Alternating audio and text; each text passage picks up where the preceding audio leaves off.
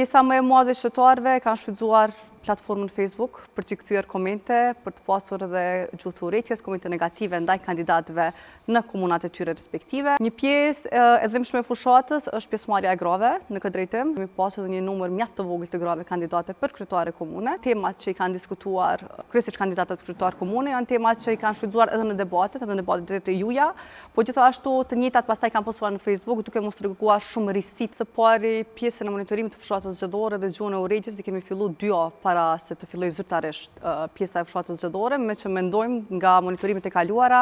që intensiteti më i madh është në parafushatë, sepse nuk e kap ligji në pjesën e zbatimit dhe ndëshkimit të saj, andaj kemi pa një intensitet mjaft të lartë subjektive politike. Pastaj kjo ka shku duke u zbërë në javët e fundit të fushatës zgjedhore.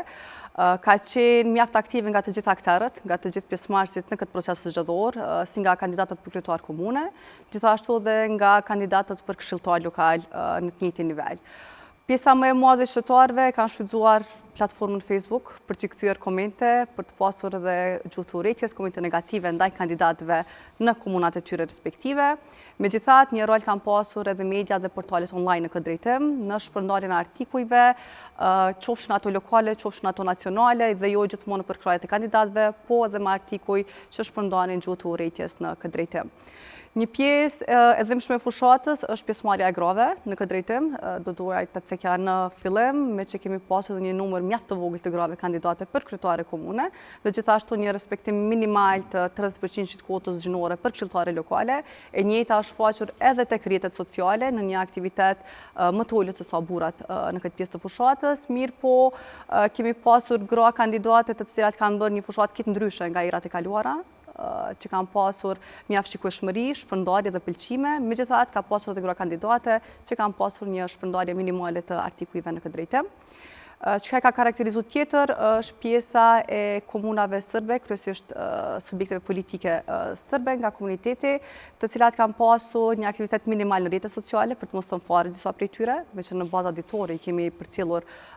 faqet e tyre në Facebook, Twitter, në platformën TikTok dhe YouTube. Kemi vërejt që nuk ka postime, me që kanë shfrytzuar më shumë fushatën ta bëjnë derë më derë, duke u takuar me qytetar, dhe jo të shfrytëzojnë platformat të cilat ditëve të sodit janë shumë të përdorura si në mediat sociale në këtë drejtim. Një aspekt tjetër i rëndësishëm janë temat që i kanë diskutuar kryesisht kandidatët për kryetar komune, janë temat që i kanë shfrytzuar edhe në debatet e juaja, po gjithashtu të njëjtat pastaj kanë postuar në Facebook duke mos treguar shumë risi të ndryshme çfarë postojnë në Facebook dhe çfarë thonin në debate. Faleminderit për këtë analizë shumë gjithë përfshirëse, edhe faleminderit që e ki analizuar sidomos prezencën e grave dhe çka u thonë për tyne, po çato pak gra, para se më shku të vejsore, po du me di çato pak gra që morën pjesë. Po thu, mla përshtypje që tha, edhe në 2025 kvotën minimale për asambleiste e kanë plotësu shumica e komunave. Çato pak gra që kanë kandidu, a kanë pas fushat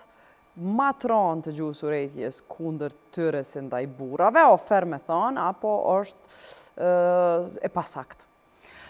Fushata e grave ka qenë mjaft më e limituar se fushata e burrave, për shkak që fushata kërkon edhe mjete financiare për ta realizuar edhe në terren, qoftë në rrjetet sociale, sepse ditëve të sodit edhe në Facebook edhe në Instagram mundesh me i sponsorizu të gjitha postimet që i bën, dhe kjo kërkon mjete financiare nga vetë personi i cili bën këto postime. Andaj gjuha e urrëties është shprehur tek me që kemi pas vetëm 20 gra kandidate për kryetare komune në krejt Kosovën. Gjuha e urrëties është shprehur ka qenë 2 deri në 3% tek këto gra, ndërsa te kandidatët burra që kanë qenë në këtë garë shkon deri në 9%. Me që kanë postuar edhe më shumë, po edhe kanë sponsorizuar më shumë. Pra shpërndarja atyre në rrjetet sociale në krejt Kosovën ka qenë shumë më e madhe, shumë më e dukshme, andaj ka qenë edhe më e lehtë për të qasur për njerëzit për komente negative apo gjuhë të urrëties në këtë drejtim. Nëse marrim me numër sa janë të nominuara gratë dhe burrat, atëherë mund të themi se është një shpërndarje barabartë e gjuhës së urrëties, që këtu janë vetëm